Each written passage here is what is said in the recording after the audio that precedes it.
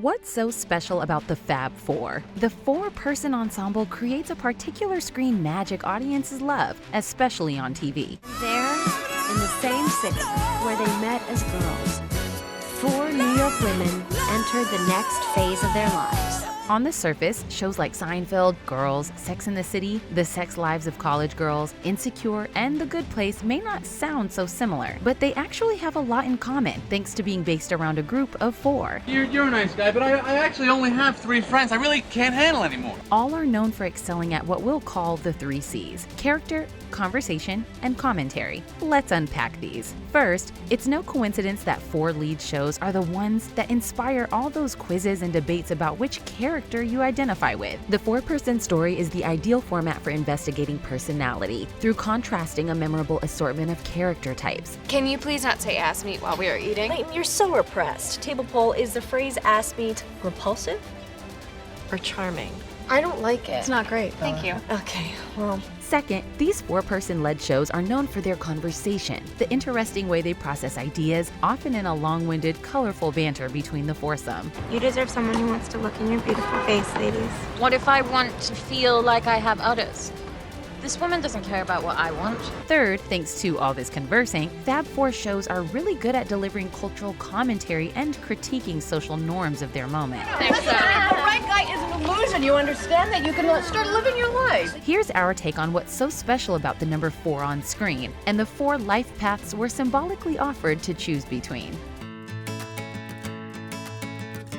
Are you a Carrie, a Samantha, a Miranda, or a Charlotte? Who's the Kramer in your group? The Jerry, the Elaine, the George, Susan, Bree, Lynette, or Gabby? The Archie, Veronica, Betty, or Jughead? There's a reason so many of these stories inspire personality quizzes and identity crises. Actually, the 4-category personality test or classification system goes back centuries. Think the 4 humors or the 4 elements in the zodiac, the 4 blood type personalities, and of course the 4 seasons. Even in stories that aren't strictly about 4 main characters, we often still see 4 central personality types expressed symbolically, like Harry Potter's Gryffindor, Ravenclaw, Hufflepuff, or Slytherin, or the 4 that get the most focus out of all the houses in Game of Thrones: Targaryen, Baratheon, Stark, and Lannister. What's really interesting, too, is that often these 4 characters fit a common pattern. The first character type is the narrator storyteller, or melody. They might be a writer or in the arts, so their creative form becomes a way of expressing the show's deeper style and perspective. But if any invention marks the decline of human civilization, I think it would have to be the snooze alarm.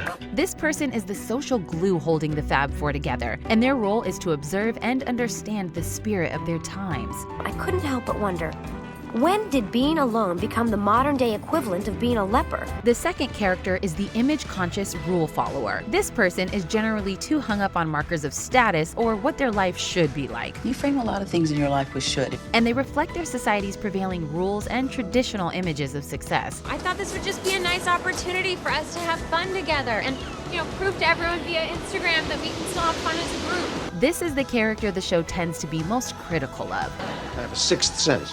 Cheapness is not a sense. But they're also perhaps the one the show is most interested in, because they capture some of the contradictions or challenges at the heart of the show's topic. I have decided that this is the year I'm getting married. Charlotte, that's wonderful. Who's the lucky guy? Well, I don't know yet. The third character is the progressive or intellectual one. They think for themselves and have some principles that contradict society's norms. While they're typically composed and professionally successful, every now and then they're riled up into provoking a public confrontation or a scene. Maybe the dingo ate your baby. Even in shows that are a little more on the amoral side, this character pushes for more liberal ideals and sometimes challenges the narrator. How does it happen that 4 such smart women have nothing to talk about but boyfriends? And finally, the 4th character is the conversation starter. This rule breaker and boundary pusher gives the show its edge, delivers its most memorable moments, and inspires the most conversation about the show, because they probably best embody the story's central argument or question. I will not be judged by you or society. I will wear whatever and blow whomever I want as long as I can breathe and kneel. They have a lot of id, almost the opposite of type 2. They're unconstrained by social rules about what they should act like. You're back on the drink again. Come on.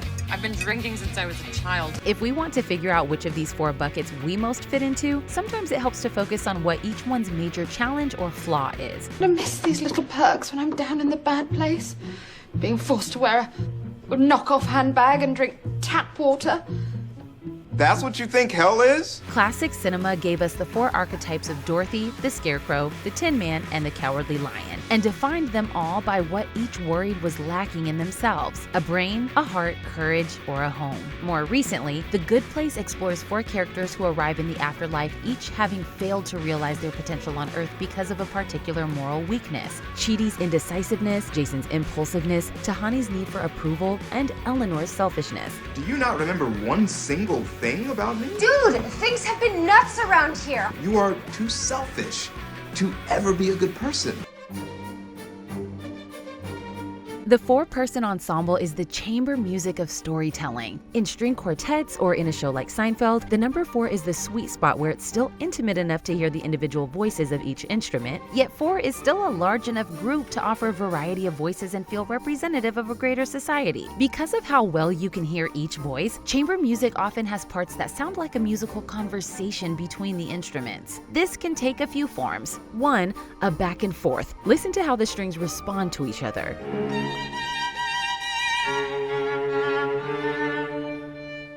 2, developing a melody. A solo voice plays the tune, and then the other voices pick it up or call back to it later.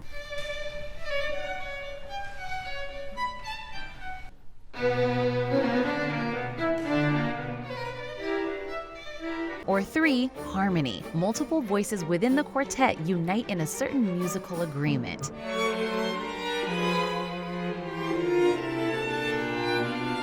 Let's take a look at this type of conversation in action in a scene from Seinfeld. In the contest episode, George introduces a topic. My mother caught me. Caught you? Doing what? You know.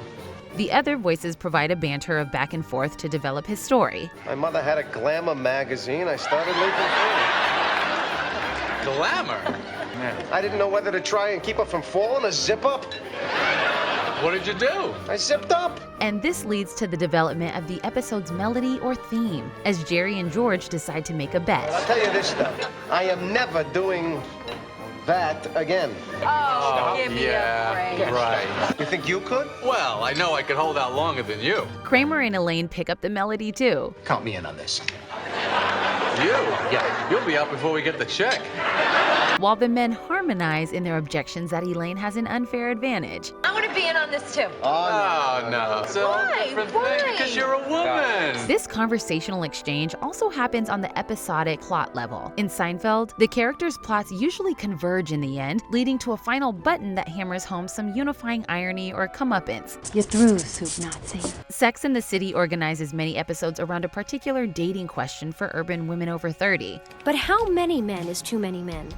Are we simply romantically challenged, or are we sluts? And it replies to that question through the 4 women each experiencing a plot that provides a partial answer. Note, men who have had a lot of sexual partners are not called sluts. They're called very good kissers. Thus, the 4 voices in harmony add up to a nuanced resolution to the topic. Aiden and I were going to sleep together, and it was going to mean something.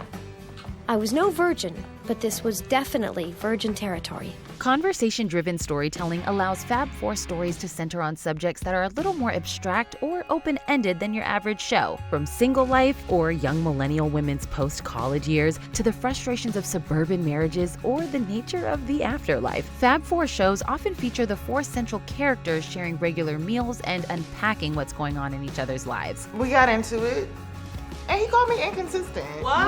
No, you. Wow, really?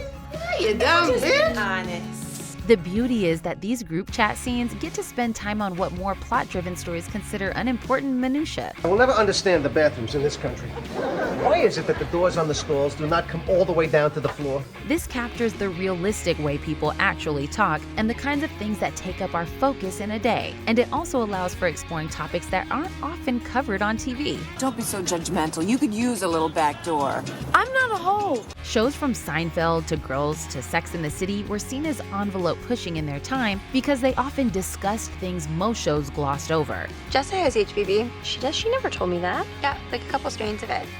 She says that all adventurous women do. In Sex Lives of College Girls, the 4 central roommates offer different perspectives on whether Bella should report an assault by an upperclassman, and the interplay between contrasting points of view adds up to honesty about the complexity of her choice. Yeah, she's right. Reporting it might not be a good idea.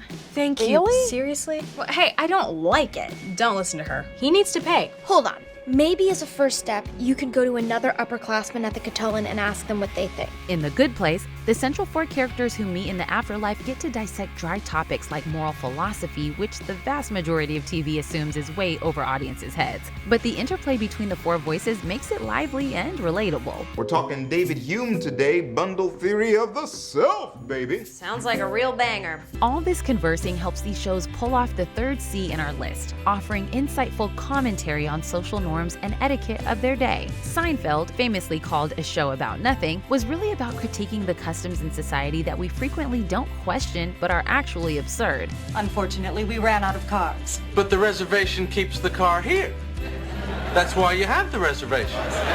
And that's really the most important part of the reservation, the holding. And while many of the things these shows pay attention to may seem small, these details can be revealing windows into larger truths. Take this conversation from Season 2, Episode 10 of Sex and the City, when the ladies are discussing Miranda's love interest, Steve. As they banter about whether a relationship can work between a high-earning lawyer like Miranda and a working-class bartender like Steve, what follows is an exchange of multiple dominant points of view about class in the late 90s. This guy is working class. It's the millennium, sweetie. We don't say things like working class anymore. But you're trying to pretend that we live in a classless society. And we don't. Meanwhile, this scene is also a perfect illustration of how the 4-person conversation illuminates character. Each of the Fab Four is responding to the topic of class by being classically themselves. Charlotte is concerned with social norms and appearances. It's normal for the guy to have more money. Samantha is just focusing on pleasure. How's he in bed? Miranda's critiquing the double standards of how her own success is held against her. When single men have a lot of money, it works to their advantage. But when a single woman has money, it's a problem you have to deal with. And Carrie is chiming in with pithy doses of humor. Okay, Marie Antoinette, we get the picture. Or making it about herself and her own love life. Rich men date not-so-rich women all the time. I mean, come on, look at me in Big. What's perhaps most remarkable about a lot of these 4-person stories is that they spend their screen time talking about topics that conventional wisdom previously said couldn't work on TV. But the 4-person magic proves to us that audiences do want windows into real life, the actual talks we're having, the norms we're brushing up against in daily existence, and the central drives that shape our personalities. Shows that leave space for conversation and character development capture something specific about their times and process social questions with honesty. And there's nothing that makes for better, more satisfying TV. All right, you're on a desert island. You could bring 5 books. Which 5 do you take? I gotta read 5 books? 2023 is going to be a big year for The Take, and our Patreon subscribers are going to get more perks than ever before. Sign up now so you can get in on all the exciting new content, watch early releases, vote on what you'd like our next video topic to be, plus more exciting surprises coming soon. Make sure to subscribe to The Take's Patreon by clicking the link in the description below. Your support means the world to us. Happy New Year!